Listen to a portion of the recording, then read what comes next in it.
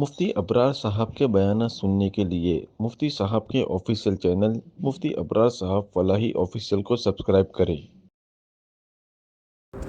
اعوذ باللہ من الشیطان الرجیم بسم اللہ الرحمن الرحیم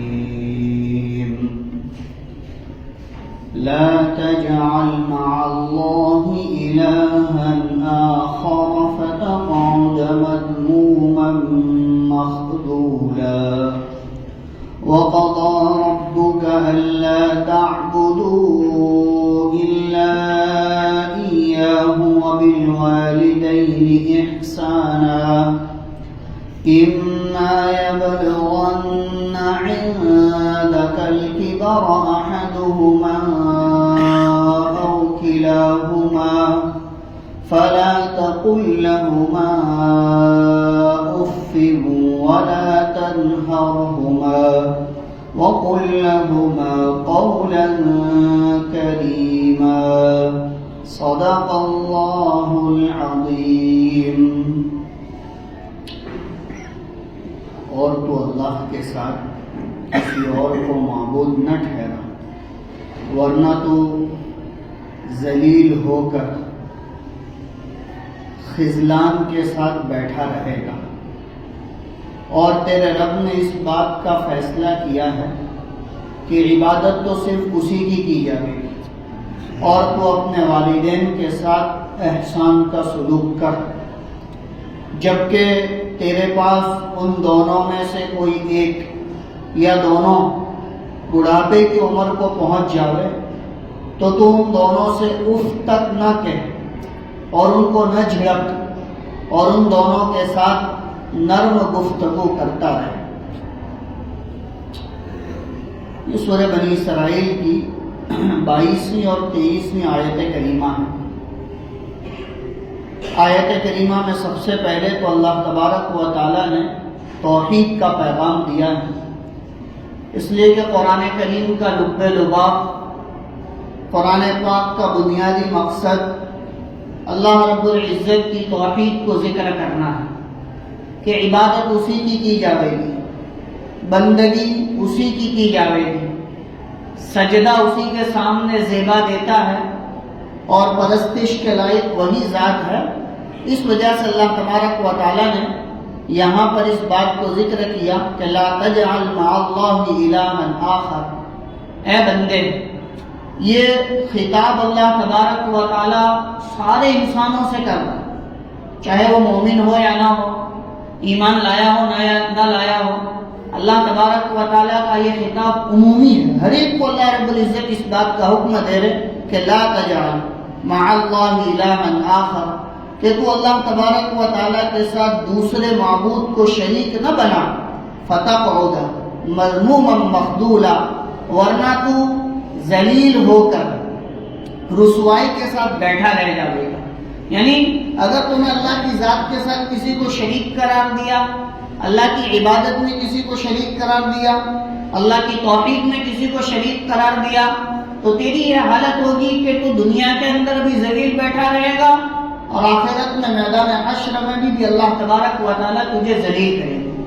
یہاں سے لے کر پورے 2 رکوع کے اندر اللہ تبارک و تعالیٰ نے شریعت کے 15 اصولوں کو ذکر کیا، اور یہ 15 باتیں ایسی ہے کہ جس معاشرے کے اندر، جس خاندان اور برادری کے اندر، جس انسان کے اندر یہ 15 چیزیں پیدا ہو جاوے تو وہ شریعت کا ایک بہت بڑا ڈھانچہ بن سکتا ہے، شریعت کو اپنی زندگی کے اندر بہت اچھی طرح سے اتار سکتا ہے۔ اور اگر پورا کا پورا معاشرہ، پورا کا پورا کلچر ان 15 چیزوں کو اپنا لے، ان 15 چیزوں کو فالو کر لے، تو اللہ تبارک و تعالیٰ اس معاشرے کو اسلامی معاشرے میں ڈھال دیتے ہیں۔ اللہ تبارک و تعالیٰ اس معاشرے کو اسلامی کلچر اور معاشرے میں ڈال دیتے ہیں۔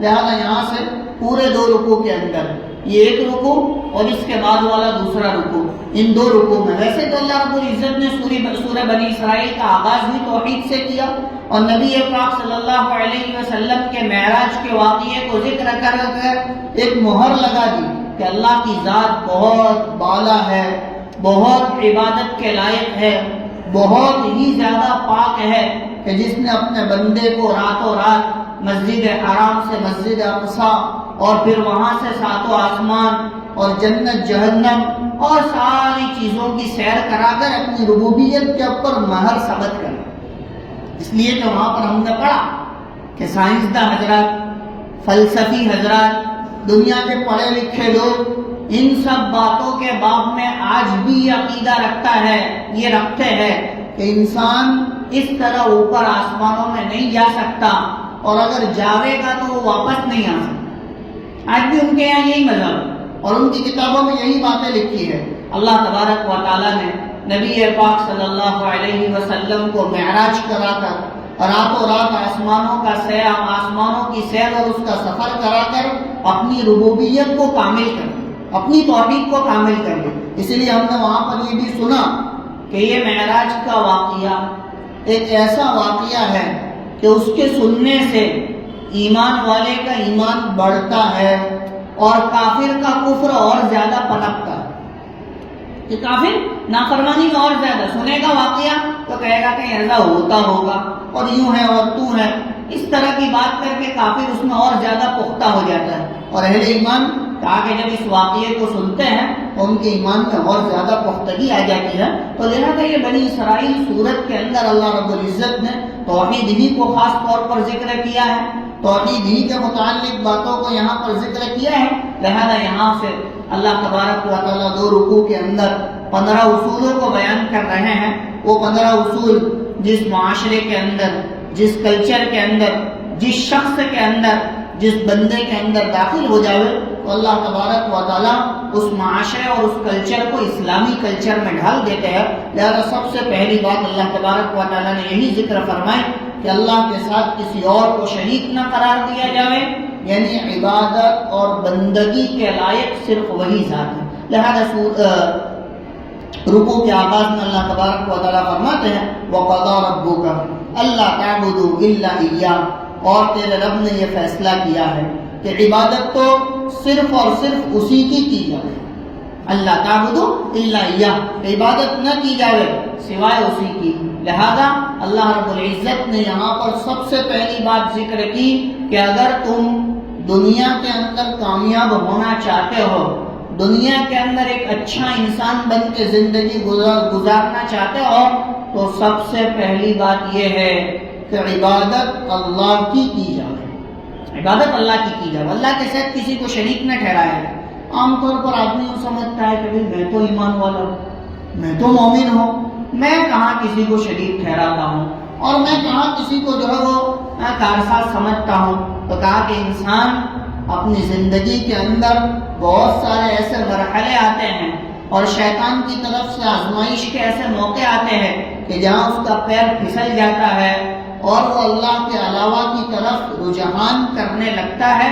اس وجہ سے یہاں تاکید کے ساتھ اس بات کو ذکر کیا کہ ایمان والا ہو یا غیر ایمان والا ہو، ضرورت اس بات کی ہے کہ اسی کی عبادت کی جاوے، اسی سے ضرورت کو مانگا جاوے اور اسی کی پرستش کی جاوے۔ لہذا فرمائے وَقَضَىٰ رَبُّكَ أَلَّا تَعْبُدُوا إِلَّا إِيَّاهُ، اور آپ کے رب نے، تیرے رب نے اس بات کا فیصلہ کیا ہے کہ عبادت صرف اور صرف اسی کی جاوے، اس کے علاوہ کسی کی عبادت نہ کی جاوے، عبادت کے لائق وہی ذات ہے۔ اور سیدھی سی بات ہے کہ جو پروردگار ساری کائنات کا چلانے والا ہو، سارے نظام کو چلانے والا ہو، اس کے سوا کوئی عبادت کے لائق نہ ہو، اس کا کوئی شریک نہ ہو، اس کا کوئی ساجی نہ ہو، اس کے جیسا کوئی نہ ہو، تو اس کی عبادت کی جاوے گی۔ اور نبی پاک صلی اللہ علیہ وسلم نے بھی اپنی 23 سالہ زندگی کے اندر اسی بات کا حکم دیا کہ اللہ ہی کی عبادت کی جاوے، اللہ کے علاوہ کسی کی عبادت نہ کی جائے۔ لہذا پہلی بات یہاں پر اللہ تبارک و تعالیٰ نے ذکر کی، حالانکہ اس مضمون کو اللہ رب العزت نے جا بجا ذکر کیا۔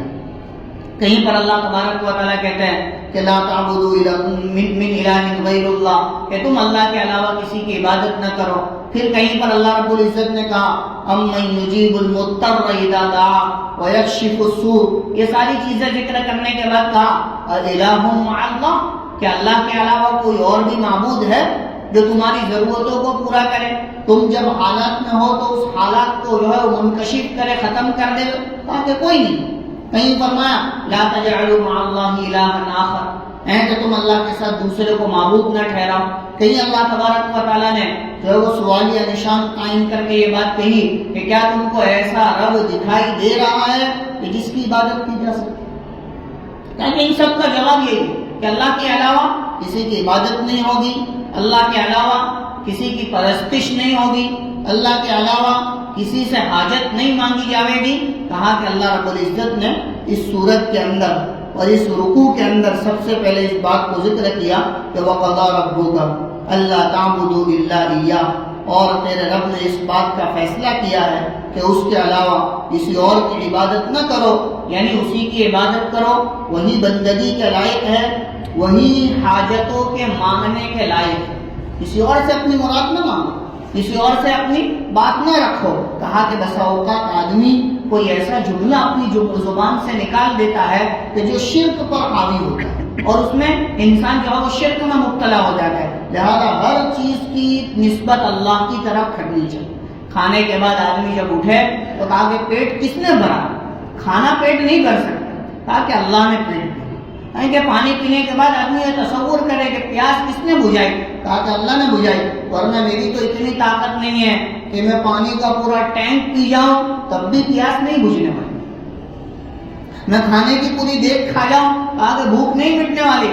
بھوک کا مٹانے والا بھی اللہ ہے اور پیاس کا مٹانے والا بھی اللہ ہے. کہا کہ آدمی اپنی نجی زندگی کے اندر جملوں کو درست کرے، اپنی اولاد کو بھی اس کی تربیت کرے کہ وہ اپنے جملوں کو درست کرے. کہا کہ کھانا پیٹ نہیں بھرتا ہے، اللہ پیٹ بھرتا ہے. پانی پیاس نہیں بجھاتا ہے، اللہ پیاس بجھاتا ہے. کہا کہ دوائی اور گولی سے شفا نہیں ملتی ہے، شفا اللہ دیتا ہے. عام طور پر ہمارا یہ رجحان ہوتا ہے فلاں ڈاکٹر کے پاس چلے جاؤ راحت ہو جائے گی. کہا کہ راحت اللہ کے ہاتھ میں ہے، ورنہ دنیا کی ساری جو ہے وہ ٹیکنالوجی فیل ہو جائے ہے نا. وہ جو ہے وہ لندن کے اندر کہا کہ ہارٹ کا اسپیشلسٹ سب سے بڑا، دنیا کے بڑے بڑے ڈاکٹر جو ہے اس کے پاس رجوع کرتے تھے، اور اتنا جو ہے وہ مانا ہوا اور اتنا ہوشیار کہ کئی ملکوں سے لوگ اس کے پاس آتے تھے.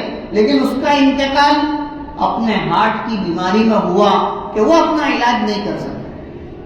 تو دنیا کے لوگوں کا علاج کیا لیکن وہ اپنا علاج نہیں کر سکا. اللہ تبارک و تعالیٰ یہ بتلانا چاہتے ہیں کہ دیکھو شفا ہمارے ہاتھ میں ہے، بیماری بھی ہمارے ہاتھ میں ہے. ہم جب چاہے تب اچھا کر سکتے ہیں اور اب جب چاہے تب جو ہے وہ بیماری دے سکتے ہیں. لہذا ایسے جملوں کے ذریعے سے آدمی کو اپنے آپ کو بچانا چاہیے اور اس کی عادت ڈالنی چاہیے کہ آدمی ایسے جملوں کو استعمال کرے کہ جس سے اللہ کی توحید، اللہ کی بڑائی، اللہ کی کبریائی ہمارے جو ہے وہ گھروں کے اندر عام ہو. لہذا فرمایا وَقَضَىٰ رَبُّكَ أَلَّا تَعْبُدُوا إِلَّا إِيَّاهُ، اور آپ کے رب نے اس بات کا فیصلہ کیا ہے کہ عبادت اس کی جاوے گی، اس کے علاوہ کسی کی عبادت نہ کرو. دوسرا اللہ رب العزت اصول ذکر کرے. میں نے کہا کہ 15 اصول ان 2 رکوع کے اندر ذکر کیے گئے. اس میں پہلا اصول، پہلے بنیادی چیز اللہ کی توحید بیان کی کہ اللہ تبارک و تعالیٰ کے علاوہ کسی کو کارساز نہ مانا جائے، اس کے علاوہ کسی کے سامنے ماتھا نہ ٹیکا جائے، اس کے علاوہ کسی کے سامنے ہاتھ نہ جوڑے جائے، اس کے علاوہ کسی کے سامنے اپنے آپ کو جو ہے وہ نیاز مندانہ پیش نہ کیا جائے. عبادت اسی کی ہوگی، اطاعت اسی کی ہوگی، فرما برداری اسی کی ہوگی. اور یہ چیز کہا کہ دنیا میں بھی فائدہ پہنچاوے گی. جو ذکر کر رہے ہیں کہا نا کہ حضرات علماء مفسرین نے یہاں پر یہ بات نقل کی ہے کہ یہ 15 اصول ایسے ہیں کہ اس سے آدمی کی دنیا کی زندگی بہتر بنے گی، اور جس معاشرے اور کلچر کے اندر یہ 15 اصول زندہ ہوں گے وہ معاشرہ اور کلچر بھی اسلامی معاشرہ اور کلچر بنے گا. لہذا پہلی چیز توحید، اللہ کی ربوبیت کو ذکر کیا. دوسری چیز یہاں پر ذکر کرتے ہوئے فرماتے ہیں وَبِالْوَالِدَيْنِ إِحْسَانًا، کہ اپنے والدین کے ساتھ اچھا سلوک کریں. اصل عبارت ہے کہ وَأَحْسِنُوا بِالْوَالِدَيْنِ إِحْسَانًا، کہ تم لوگ اپنے والدین کے ساتھ اچھا سلوک کرو. کہا کہ یہ اسلامی کلچر ہے، یہ اسلامی معاشرہ ہے. اللہ تبارک و تعالیٰ نے اپنی عبادت کے بعد، اپنی بندگی کے بعد دوسرے نمبر پر والدین کو ذکر کیا. دوسرے نمبر پر والدین کو ذکر کیا. کیوں؟ اس لیے کہ انسان کا سب سے پہلا رشتہ، سب سے مضبوط رشتہ اللہ کی ذات کے ساتھ ہے. میرا اور آپ کا سب جتنے بھی انسان ہیں، چاہے مسلمان ہو غیر مسلم ہو، چاہے کسی بھی مذہب کو ماننے والے ہو یا نہ ہو، دہریے ہو کہ جو کسی کو نہیں مانتے ہیں، وہ سب، ان کا سب سے پہلا رشتہ اللہ کی ذات کے ساتھ۔ میرا آپ کا سب سے مضبوط رشتہ کون سا ہے؟ کہا کہ اللہ کے ساتھ میرا سب سے مضبوط رشتہ، میرا سب سے قوی ترین رشتہ، میرا ایسا رشتہ جو میرے پیدا ہونے سے پہلے، اور میرا ایسا رشتہ کہ جو میرے مرنے کے بعد، جنت میں جانے کے بعد، جنت میں صدیاں گزرنے کے بعد بھی وہ رشتہ اللہ تبارک و تعالیٰ باقی رکھیں گے، اور وہ ہے بندے اور اللہ کا رشتہ، عبد اور اللہ کا رشتہ۔ یہ سب سے مضبوط رشتہ ہے۔ اس وجہ سے اللہ رب العزت نے پہلے نمبر پر اپنی بات رکھی، اپنی عبادت کی تاکید کی، اور کہا کہ اللہ کی عبادت کرو، اس لیے کہ تمہارا دنیا میں سب سے مضبوط رشتہ اللہ کے ساتھ ہے، سب سے مضبوط رشتہ۔ آدمی دنیا میں کیا سمجھتا ہے کہ نہیں میرا مضبوط رشتہ میری ماں کے ساتھ ہے، میرے باپ کے ساتھ ہے، میرے بیوی بچوں کے ساتھ ہے، میرے دوستوں کے ساتھ ہے، تاکہ یہ انسان کا دھوکہ ہے۔ سب سے مضبوط رشتہ انسان کا اللہ کے ساتھ ہے، اس سے زیادہ مضبوط رشتہ کسی کا نہیں۔ ورنہ اگر مضبوط رشتہ بیوی کے ساتھ ہوتا تو اس کو جو ہے وہ انسان کے مرنے کے بعد دوسرے نکاح کی اجازت کیوں دی ہے؟ تاکہ اس کو تو کہا گیا ہے کہ تمہارے شوہر کا انتقال ہو چکا ہے، عدت گزارو، دوسرے کے ساتھ نکاح کر لو۔ باپ کے انتقال کے بعد کہا کہ جو ہے وہ اولاد بسا اوقات تو اپنے باپ کی قبر بھی بھول جاتی ہے کہ کہاں پر دفن کیا گیا، انسان کا رشتہ ختم ہو جاتا ہے۔ اور قیامت کے دن تو آپ نے سنا ہے کہ بیٹا جب اپنے باپ کے پاس جاوے گا یا باپ اپنے بیٹے کے پاس جاوے گا، ایک نیکی کا مطالبہ کرے گا، بیٹا انکار کر دے گا کہ ابا جان آج تو حالت ایسی ہے کہ ایک نیکی نہیں دے سکتا۔ تو لہذا پھر وہ رشتہ کیسا؟ لہذا سب سے پہلا رشتہ، سب سے مضبوط رشتہ انسان کا اللہ کے ساتھ ہے، اور اسی کی پہچان کے لیے، اسی کو مضبوط کرنے کے لیے اللہ نے دنیا کے اندر ہم کو بھیجا ہے اور انبیاء علیہ السلام کو بھیجا ہے۔ تو انبیاء علیہ السلام کیا کہتے تھے کہ آؤ اس رب کی طرف کہ جس کی عبادت کی جائے، جس کی معرفت پیدا کی جائے، اس کو پہچانا۔ نبیوں نے آ کر یہ پیغام نہیں دیا کہ تم اپنے بچوں کے ساتھ اپنی معرفت پیدا کرو، اپنی بیویوں کے ساتھ اپنی معرفت پیدا کرو، اپنے رشتہ داروں کے ساتھ اپنی معرفت پیدا کرو۔ کہا کہ نہیں، نبی تو سب سے پہلا سبق یہ دیتے تھے کہ لا الہ الا اللہ تفلحون، کہ لا الہ الا اللہ کہہ دو کامیاب ہو جاؤ گے دنیا میں بھی اور آخرت میں۔ لہذا سب سے پہلا رشتہ میرا آپ کا اللہ کے ساتھ ہے، لہذا اس رشتے کو مضبوط کیا جائے، اور اس رشتے کو مضبوط کرنے کے لیے اللہ کی عبادت ہے، اللہ کی معرفت ہے، اللہ تبارک و تعالیٰ کی اطاعت اور فرما برداری ہے، اس کے ساتھ کسی کو شریک نہ ٹھہرانا ہے، اس کے کسی حکم کو ہلکا نہ سمجھنا ہے، اس کا کوئی بھی حکم ہو اس کو ہلکا نہ سمجھا جائے، اس لیے کہ وہ جو ہے وہ اللہ رب العزت کہا کہ کونین کا بادشاہ ہے، دونوں جہاں کا اللہ تبارک و تعالیٰ سردار ہے، لہذا اس کا حکم بہت قیمتی ہے، لہذا اللہ کے کسی حکم کو ہلکا نہ سمجھا جائے۔ لہذا پہلا رشتہ اللہ رب العزت نے ذکر کیا۔ اب دنیا کے اندر دوسرا رشتہ انسان کے وجود کا ذریعہ جو بنتا ہے وہ اس کے ماں باپ، انسان دنیا میں انہی کی وجہ سے وجود میں آتا ہے، اور اللہ تبارک و تعالیٰ کا نظام ہے کہ ماں باپ کے ذریعے انسان کو اللہ تبارک و تعالیٰ وجود دیتے ہیں۔ لہذا دوسرے رشتے کو ذکر کرتے ہوئے فرمایا وَبِالْوَالِدَيْنِ إِحْسَانًا، اور والدین کے ساتھ اچھا سلوک کرو، والدین کے ساتھ اچھا سلوک کرو، وَأَحْسِنُوا بِالْوَالِدَيْنِ إِحْسَانًا، اور اپنے والدین کے ساتھ اچھا سلوک کرو۔ یہ سلوک کرنا پیدائش سے لے کر موت تک ہے، پوری زندگی اچھا سلوک کرنے کا حکم دیا ہے۔ اسی لیے کیا کہا گیا کہ تمہاری ماں کے قدموں کے نیچے جنت ہے، اور تمہارا باپ تمہاری جنت کا دروازہ ہے، چاہے تو اس کو محفوظ رکھو، چاہے تو اس کو ضائع کر دو، چاہے تو محفوظ رکھو، چاہے تو اس کو ضائع کر دو۔ لہذا یہاں پر سب سے پہلی بات اللہ رب العزت یہ ذکر کر رہے ہیں کہ تمہارے دنیا کے رشتوں میں اللہ کے رشتے کے بعد سب سے بڑا رشتہ تمہارے ماں باپ کا ہے، لہذا ان کے ساتھ پوری زندگی اچھا سلوک کرو۔ وبالوالدین احسان، یہ شریعت کا ایک ایسا نظام ہے، ایک ایسا پاکیزہ نظام ہے کہ اگر ہم لوگ، ہمارا معاشرہ، ہمارے سماج کے اندر اس کو عام کیا جائے اور لوگ اپنے ماں باپ کی قدر کرنے لگے تو دنیا کی ساری قومیں، دنیا کی ساری تہذیبیں آپ کے نقش قدم پر چلنے پر مجبور ہو جائیں۔ یہ اولڈ ہاؤس قائم نہیں کیے جا رہے ہیں، دنیا کا یہ کلچر عام نہیں ہوگا، یہ جو ہے وہ مدر ڈے اور فادر ڈے نہیں منائے جائیں گے۔ انسان اپنے ماں باپ کی قدر کو پہچانے گا، اس کے مقام اور مرتبے کو پہچانے گا، اور اس کی ایسی اطاعت اور ایسی عبادت، ایسی اطاعت اور فرما برداری کرے گا کہ وہ اپنی آخرت تو اس کے ذریعے سے سنوارے گا، اللہ تبارک و تعالیٰ والدین کی وجہ سے اس کی دنیا بھی سنوارتا ہے، کہ دنیا بھی سوال کر جائے گا۔ وبالوالدین احسانا، اور والدین کے ساتھ اچھا سلوک کرے۔ ویسے تو پوری زندگی اچھا سلوک کرنے کا حکم دیا گیا ہے، لیکن عام طور پر جب والدین بڑھاپے کو پہنچ جاتے ہیں تو ان کے مزاج کے اندر چڑچڑا پن آ جاتا ہے، ان کی عقل معوف ہو جاتی ہے۔ یہ ایک نظام ہے دنیا کے اندر، انسان کے ادھیڑ عمر تک پہنچ جاتا ہے تاکہ بھول جاتا ہے، پھر یاد آتا ہے، پھر بھول جاتا ہے، مزاج کے اندر چڑچڑا پن آ جاتا ہے، ہاتھ پیر جواب دے دیتے ہیں۔ ویسے بھی آپ دیکھ لو نا کہ آدمی جوان ہو نا تو جوانی کے عالم میں بھی اگر کوئی آدمی بیمار ہے تو بیماری کی حالت میں اس کے اندر چڑچڑا پن آ جاتا ہے۔ ایک جوان آدمی بھی چڑچڑا پنا تو بڑھاپے میں تو اور زیادہ ہو جاتا ہے۔ تو لہٰذا اللہ تبارک و تعالیٰ تاکیدی طور پر فرماتے ہیں اما یبلغن عندک الکبر، جب تیرے پاس ان دونوں میں سے کوئی ایک یا دونوں بڑھاپے کی عمر کو پہنچ جائے۔ اصل میں ہوتا کیا ہے، ماں باپ جب جوان ہوتے ہیں، بچے چھوٹے ہوتے ہیں تو وہ تو سیدھی سی بات ہے ماننے ہی والے ہیں، کیوں؟ اس لیے کہ ان کی ماتحتی میں ہے، ان کے ہاتھوں کے نیچے ہے، ان کی شفقتوں کے سائے میں ہے، ان کے مال سے بھی فائدہ اٹھا رہا ہے اور ان کے مکان سے بھی فائدہ اٹھا رہا ہے، ساری کی ساری چیزیں موجود ہیں۔ تو لہٰذا اس وقت تو اطاعت اور فرما برداری ہوتی ہے، لیکن جب بیٹا اپنے قدموں پر کھڑا ہو جاتا ہے، اپنے پیر پر کھڑا ہو جاتا ہے، دو چار پیسے کمانے لگتا ہے، تو پھر وہ اپنے ماں باپ کو چھوڑنے پر مجبور ہو جاتا ہے، تیار ہو جاتا ہے۔ اس وجہ سے اللہ تبارک و تعالیٰ نے فرمایا اما یبلغن عندک الکبر احدہما او کلاہما، جب تیرے پاس وہ دونوں میں سے کوئی ایک یا دونوں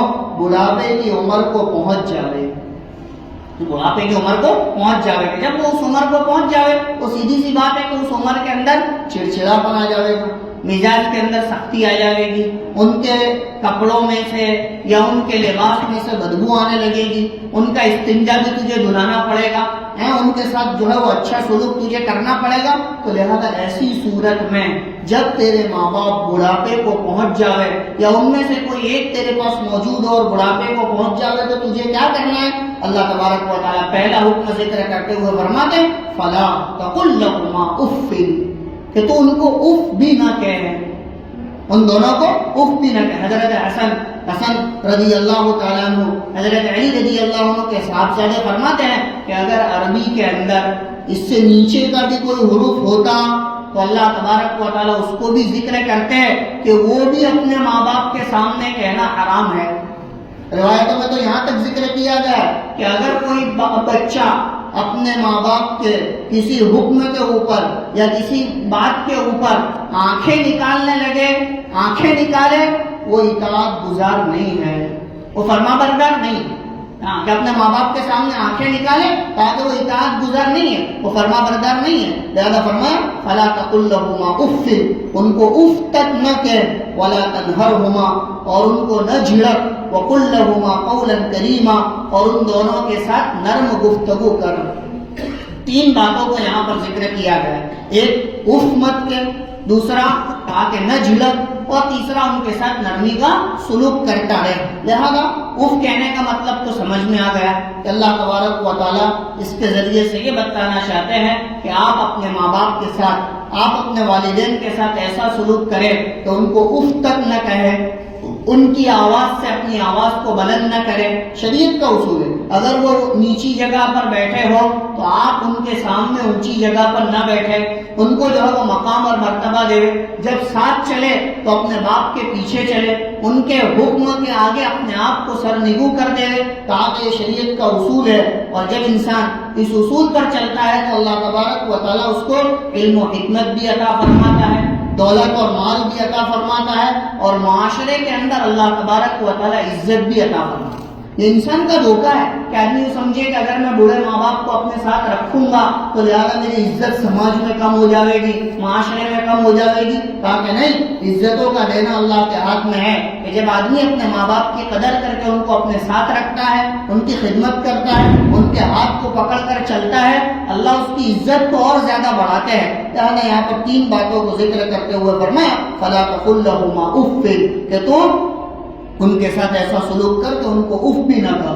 بعض حضرات مفسرین نے یہاں تک لکھا ہے کہ اگر کوئی غلام جس کا آقا سخت مزاج ہو اور غلام خطا کار ہو، گنہگار ہو، اور اس سے کوئی بہت بڑی بھول ہو گئی ہو اور آقا بہت زیادہ سخت مزاج ہو، تو ایسی صورت میں جب وہ غلام اپنے آقا کے پاس پہنچے گا اور پہنچنے کے بعد جس ہیبت اور ہیبت کے ساتھ کھڑا رہے گا، والدین کے ساتھ اولاد کو اس ہیبت اور حالت میں کھڑے ہونے کا حکم دیا گیا کہ ایک خطا کار مجرم غلام جس سے بہت بڑی جو ہے وہ خطا ہو گئی ہو، گناہ ہو گیا ہو، اور اس کا آقا بہت سخت مزاج ہو، بڑا غصے والا ہو، ایسے وقت میں وہ خطا کار غلام جب اپنے آقا کے پاس پہنچے گا اور پہنچ کے جس حیرت اور ہیبت میں کھڑا ہوگا تاکہ والدین کے ساتھ سامنے اولاد کو اس طرح کھڑا ہونا چاہیے. فَلَا تَقُل لَّهُمَا اُفٍّ. آج کل کے دور میں کہ جب یہ ٹیکنالوجی آئی، موبائل آیا،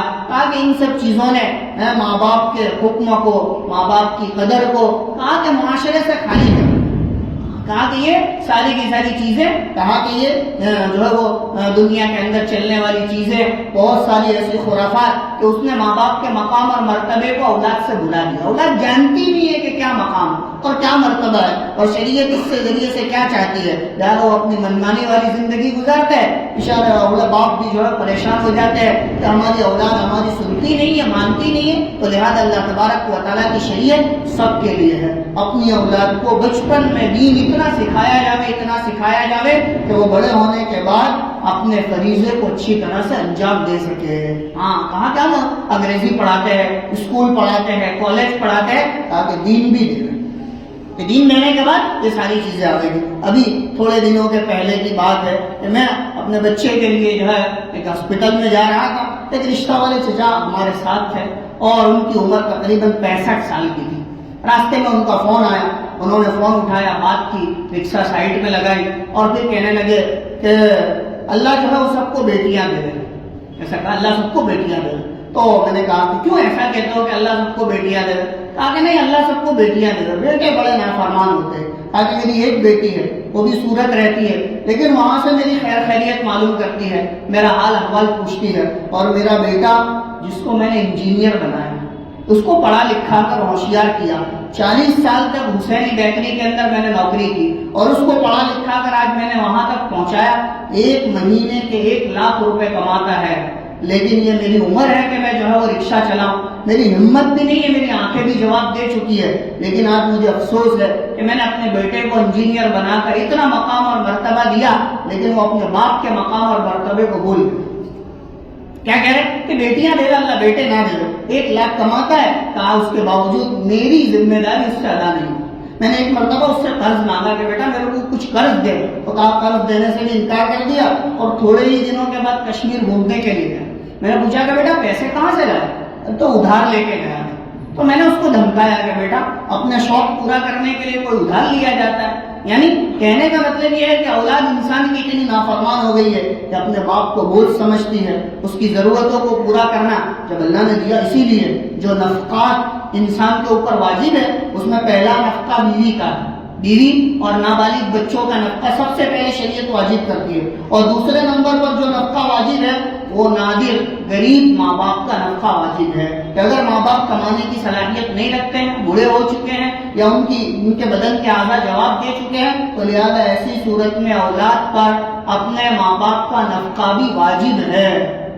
یہ جو ہے وہ کیا ہے، کم سمجھدار لوگ جو سمجھتے ہیں کہ بھائی بیوی بچوں کا نفقہ واجب ہے بس ختم ہو گیا، ماں باپ کا نفقہ واجب نہیں ہے. لیکن اگر ماں باپ نادر ہو، غریب ہو اور وہ کمانے کی صلاحیت نہ رکھتے ہو تو ایسی صورت میں ماں باپ کا نفقہ بھی اس بچے کے اوپر واجب ہے۔ لہٰذا اللہ تبارک و تعالیٰ فرماتے ہیں فَلَا تَقُل لَّهُمَا اُفٍّ، ان کو اف تک نہ کہو اور ان کو نہ جھڑکو اور ان کے ساتھ نرم گفتگو کرو۔ اور بھی کچھ باتیں روایتوں میں ذکر کی گئی ہے۔ اللہ تبارک و تعالیٰ ہمیں شریعت پر پورے چلنے کی توفیق عطا فرمائے، اور جو باتیں اللہ نے یہاں پر ذکر کی ہے ہم سب کو عمل کی توفیق عطا فرماوے۔ وآخر دعوانا ان الحمد للہ۔